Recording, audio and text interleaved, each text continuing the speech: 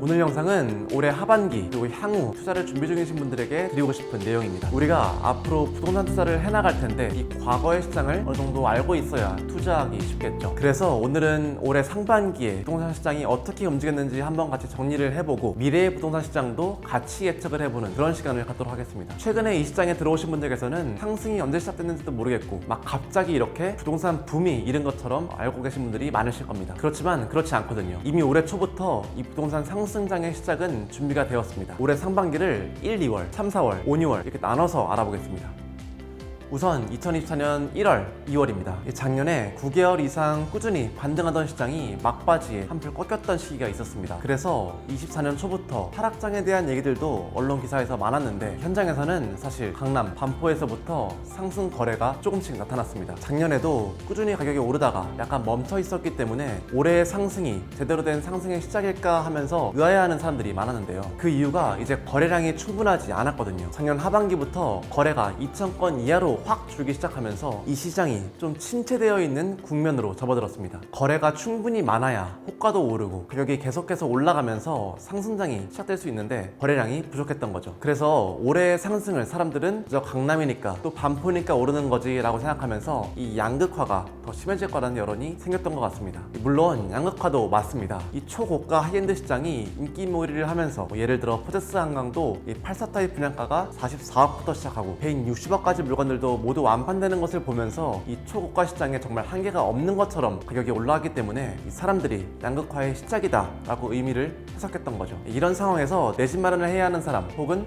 갈아타기를 할 사람들로부터 현장에서 조금씩 물건을 보게 되는 그런 시장이 나타났습니다. 이런 사람들은 그래도 이 가격이면 괜찮겠다, 지금 아니면 이 정도의 급지를 살 기회가 없겠다 라고 생각하는 수요가 부동산 시장에 유입이 됐던 겁니다. 이후에 올해 3, 4월을 보면 이 상급지에서 거래가 시작되었고 막상 현장에 가보면 이 저렴한 물건은 없었습니다. 1, 2월에 2,500건 정도로 머물러 있던 거래량이 3, 4월에는 4,000건으로 갑자기 늘어났습니다. 동시에 신축 아파트 분양 시장도 잘 됐습니다. 서울의 중급지거나 역과에 거래가 있는 아파트라 할지라도 청약 성적이 대체로 괜찮았는데요. 앞으로 공사비가 올라서 신축 아파트를 짓지 못해 귀해질 거고 이 사람들이 신축 아파트를 확연히 더 좋아한다는 생각에 이 청약 시장도 흥행을 했습니다. 그리고 이 정부에서 그동안 아파트 공급에 대한 인허가를 적게 해줘서 향후 3년간 혹은 그 이상 이 신축 아파트 공급이 줄어들 것이라는 그 이유였죠. 그래서 고분양가 논란이 청약 점수 전에 있더라도 성적은 그래도 나쁘지 않게 이 대부분의 아파트가 끝맺었습니다. 그러면서 마포, 송파의 주요 아파트 가격도 움직이게 되는데요. 그런데도 불구하고 거래량이 7,000건은 돼야 진짜 상승장이 시작된다는 말이 있었습니다. 이 하락을 주장하는 분들은 지금의 움직임은 가짜 상승장이라면서 이 거래량이 충분치 않다고 얘기했죠. 그런데 이거는 이 현장을 잘 알지 못한 거였습니다. 데이터를 보다 보니까 좀 늦게 이 현실을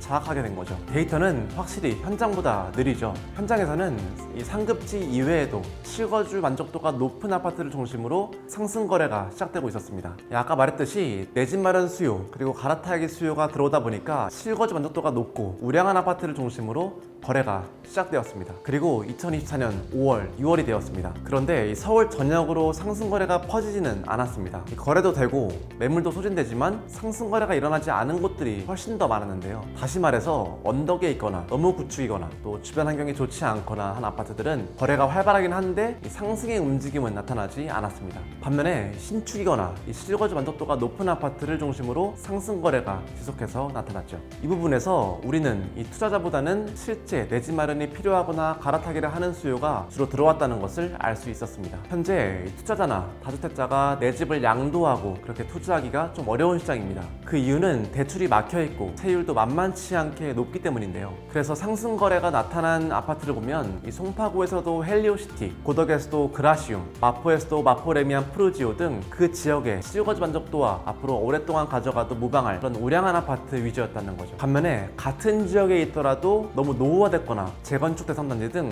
예전에 오히려 투자 가치가 있다고 한 아파트들이 전혀 힘을 못 쓰고 있었습니다. 이 상반기를 총 정리해보면 상급지가 올해 초부터 움직이면서 특히 반포의 시대를 열었습니다. 현재는 실거주 만족도가 높고 그 지역의 대표적인 아파트 위주로 움직이고 있습니다. 심지어는 상급지가 아니더라도 주변 환경이 깨끗한 이 왕십리 뉴타운, 기름 뉴타운, 장인 뉴타운 등 이 평지에 주변에 아파트로 둘러싸인 그런 살기 좋은 곳들이 상승을 했습니다. 그런데 우리가 한 가지 놓치지 말아야 할 중요한 점은 전세가 상승입니다. 이 실거주 수요뿐만 아니라 투자 수요가 들어와야 제대로 된 상승이 시작될 수 있는데 그 투자 수요는 아무래도 갭에 달려 있습니다. 다시 말해 매매가와 전세가의 차이를 이용한 이 투자 수요도 들어와야 되는데요. 주요 아파트를 중심으로 매매가가 상승하는 동안 서울 대부분의 지역 전세가는 꾸준히 상승했습니다. 이 전세가의 상승은 대체로 매매가를 받치면서 상승할 여지를 만들어주고 투자 수요가 유입될 수 있도록 합니다. 매매가와 전세가의 차이가 좁혀지면 이 투자자가 들어오기 훨씬 더 수월해지거든요. 현재 그 차이가 좁혀진 아파트들이 많습니다. 그러면 앞으로 우리는 어떤 걸 준비해야 할까요? 입지가 괜찮은데 갭이 줄어든 지역은 지금 들어가는 것을 추천드리고 이 외면받는 재건축 단지들은 지금이 가장 저렴할 때라고 생각합니다. 그리고 신축 아파트 선호 현상이 앞으로 더 심해질 거라는 말들이 많죠. 물론 맞습니다. 그런데 이건 예측이 아니라 현재 상황입니다. 그리고 양극화 현상, 이것도 이미 양극화가 시작된 거죠. 당연히 앞으로도 일정 기간 동안 계속 있을 흐름입니다. 신축 선호 현상이 심해질 거다, 부의 양극화가 더 심해진다, 뭐 이런 거는 사실 이전부터 보였던 과거의 흐름이고 앞으로 충분히 있을 법한 얘기인데요. 저의 생각은 이렇게 흐름이 유지됨과 동시에 각 지역의 대장 아파트와 그 주변 옆에 단지는 올해 상승장에서 힘을 보여준 것처럼 앞으로도 굳건할 겁니다. 계속 그 자리를 유지할 것이고 상승 여력도 저는 남아있다고 생각합니다. 마지막으로 제가 드리고 싶은 말씀은 투자를 생각하신다면 경기도권 신축 아파트는 가지 말라는 말씀을 드리고 있습니다. 결국엔 입지입니다. 그래서 서울인 것이고요. 현재 사람들이 많이 알아보는 살기 좋은 경기도의 신도시, 일자리는 없지만 깔끔한 주거단지는 지향해야 한다고 생각합니다. 구축이라도 또 언덕이 심하더라도 서울의 터를 잡고 사셔야 합니다. 물론 경기도 중에서도 이 최상급지, 과천, 분당, 판교는 다를 수 있습니다. 이미 근처에 자체적인 고소득 일자리가 있기 때문입니다. 그러나 그 외의 지역들, 남양주, 일산, 구리 등 이 경기도권에서 현재 선호하는 지역이 아니라면 추후에도 그런 추세를 유지할 가능성이 높습니다. 그래서 구축 아파트든 재개발 빌라든 같은 투자금이 있을 때 투자 가치를 생각한다면 서울이 맞습니다. 서울의 인구는 줄고 경기도권 인구는 많아지고 있는데요. 서울의 재건축, 재개발이 멈추고 신축 아파트가 너무 비싸다 보니까 수도권으로 인구가 빠져나가고 앞으로도 이런 추세가 나타날 겁니다. 그런데 이게 그저 지방 소멸, 수도권 과밀에 관한 얘기가 아닙니다. 서울은 앞으로 뉴욕, 도쿄, 파리만큼 초고층의 국제적인 도시로 변할 겁니다. 서울은 멈출 수가 없는데요. 그 이유가 국내 건설 시장과 시행, 개발 시장이 활성화돼야 우리나라 경제도 선순환될 수 있습니다. 개발이 멈추면 안 되고 집값은 훨씬 더 많이 뛸 겁니다. 강남의 집값이 더 뛰게 되면 세금도 그만큼 더 많이 거치게 됩니다. 아까 초고가 하이엔드 시장이 100억씩 거래되고 있는데 그만큼의 세금이 서울로 대부분 다시 유입이 되는 겁니다. 그래서 결국에 서울이 더 좋아지는 순환 구조는 더욱 탄탄해질 겁니다. 마지막으로 특히 이 2030 서울도시기본계획에 나온 지역들을 잘 보셔야 됩니다. 이게 정부 그리고 서울의 발전 방향을 나타내는데요. 마곡, 문정 등 이 일자리 개발이 잘 정착된 곳들도 모두 예전에 서울도시기본계획에 나타나 있던 곳들이었습니다. 여기에 나온 지역들을 그냥 교과서라고 생각하고 투자관이 흔들릴 때마다 보셔야 됩니다.